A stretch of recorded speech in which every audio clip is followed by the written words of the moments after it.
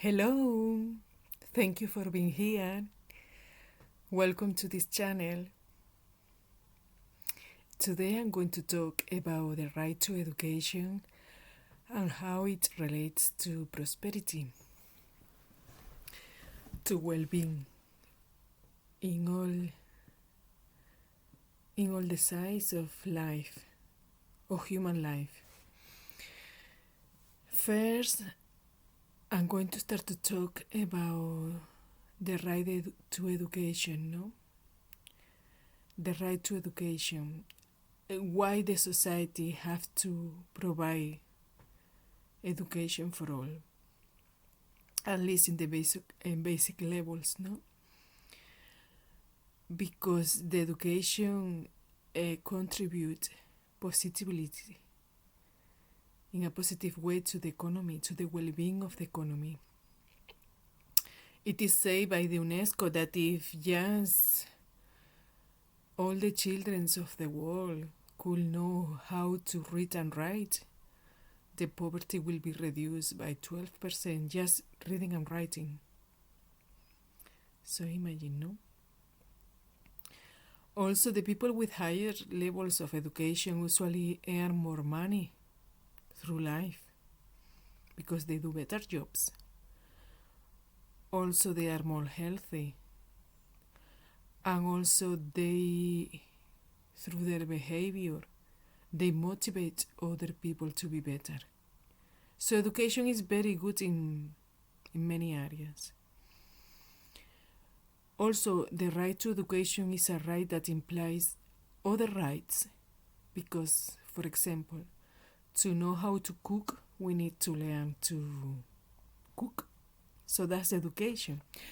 To be able to eat, that it is a human right, no? The right to food. To be able to eat, we need education to learn how to do agriculture. To the right to health, to have health, we need education to get the right knowledge, not to be a nurse or a doctor and to provide health. So many things. So why I'm emphasizing this? Because many people think, why I'm going to learn that? That's too expensive, that course. But for example, people don't think the same when they are going to buy a car, for example, no? Or when they buy a house. I mean, a house is something more fundamental than a car. But yeah, no, the importance to be educated and to know more. Definitely not to learn for learning. Learning with a goal. No study to kill time. However, that's better than just being TV or watching the news, I think so. But many times people say, why are you going to learn that? What are you going to do in this course also, no? Why are you learning that book? You are so boring. Bueno, pues, because I want to be better, I want to know more, I want to feel aware of many things. I don't want to be an empty mind. So we have three types of education through our life.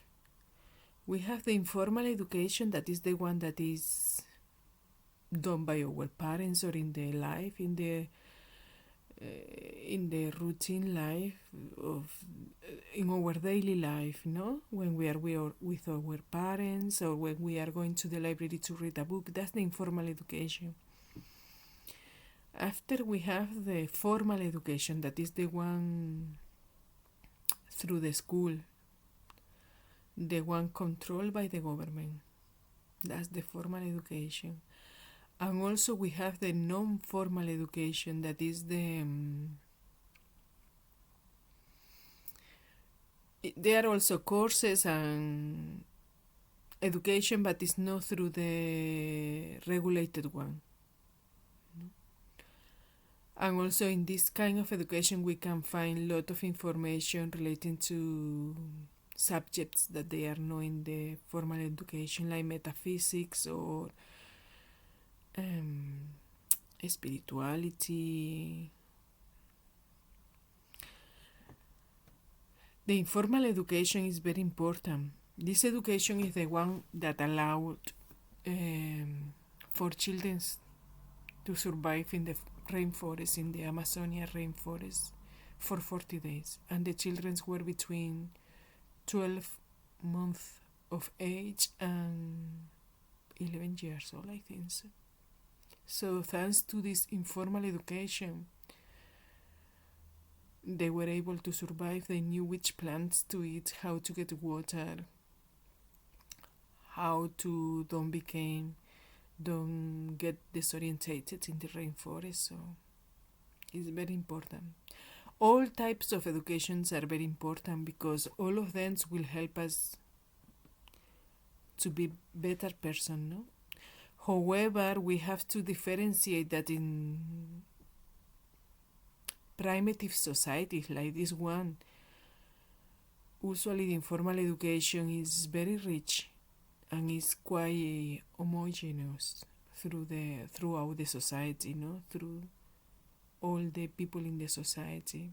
Even when the people have different roles in the community, like for example the shaman or the agricultors or the priest, even then they are almost in the same community. But in the modern societies, no.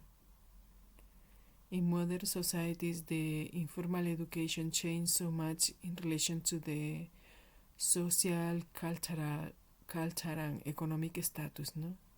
Depending of the educational levels of the family, depending on the economic status of the family, and depending also on the social level, no? It's very clear that when we travel to the periphery of the city, the things change in comparison with comparing with the city center, no? How the people dress, how the people live, the houses. Also, the same if we go to a residential area where the people have super nice houses, than if we go maybe to an industrial area where perhaps the people who live close by, but they are workers, normal workers, no qualified workers. So, of course, depending on in which part of the society we live and how our parents are, our informal education will be more positive for us or no. It doesn't matter so much on the economic status. Definitely the money helps to have better things, but also depending on the values of the family, no? However, independently of our family, we can construct our own life at certain age. When we are adults, we can decide to move from that area. We can decide to live in another area. We can decide to work. We can decide to study. We can decide how to dress. We can decide how to behave. We can decide how to talk. We can decide how to think at certain age, you know. So, in relation with the socio-economic status and the cultural status and education, so it have an impact, no? However, there are poor families who show to their children that working hard everything is possible, and the family can progress too through years, no? And there are also rich families who but educate their children, and some rich families end up losing everything. They say poverty can take up to 4 generations from the absolute poverty to financial freedom, it can take up to 4 generations. So I think people better be aware of these things, no? So that's why also in relation to education and how important it is, different people have different visions of their future, of success, of successful life. People have different visions. Some people is more happy with some things, or other people want to achieve more, depending on the education and how to identify what is positive or negative for us. Because sometimes it's not only the families, it's our friends or a partner we have that is not positive for us. Or also the politics of the country. Even if our family is nice with us and they try to give us the best, if we live in a dictatorship like, I don't know, like North Korea, but I don't think there are much possibilities to try to be who you really want to be, you know? Or if we live in, I don't know, in a small island where there are not many possibilities, so the same, no? So I'm going to try to read a bit here about the education in my book, so I hope it is more clear what I'm trying to tell you about how education relates to prosperity. So it's page 27. Yeah.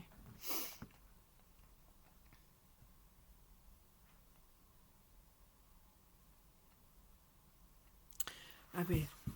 Education in all its branches and forms, such as professional training, academic training, tertiary or university education, vocational training, etc., it is a fundamental tool because it contributes positively to societies in general and to the economic development of the nations. Because through training, people acquire the necessary skills and knowledge to exercise a certain profession or vocation, which is execute through self-taught teaching, informal education, or non-formal education, or through professional and university programs such as medicine, dentistry, pharmacy, nursing, law, administration, engineering, education, art, sociology, etc.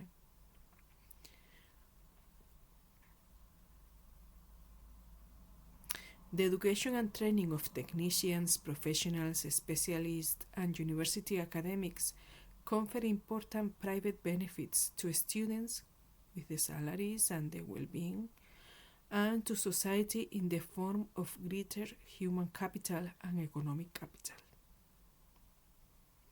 Additionally, there are many intangible benefits because training and education itself helps prepare people to be effective citizens and fully capable of participating in a culturally rich, diverse, and democratic society.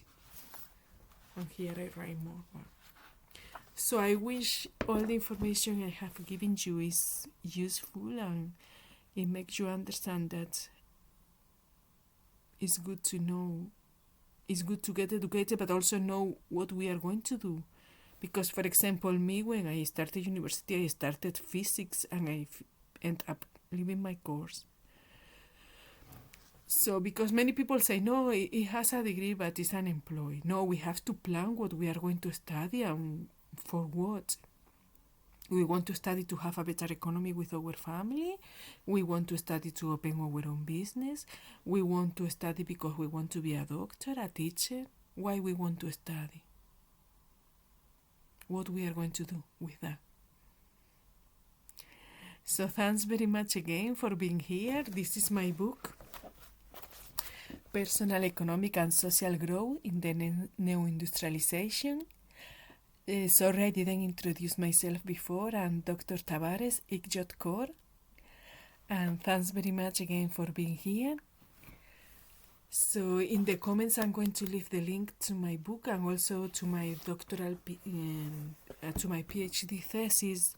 The only thing is that my PhD thesis is in Spanish. The introduction is in English, so I hope to translate it soon. And so will be available to more people not to read it. So thanks very much again, and I wish to see you soon in the next video. Thank you.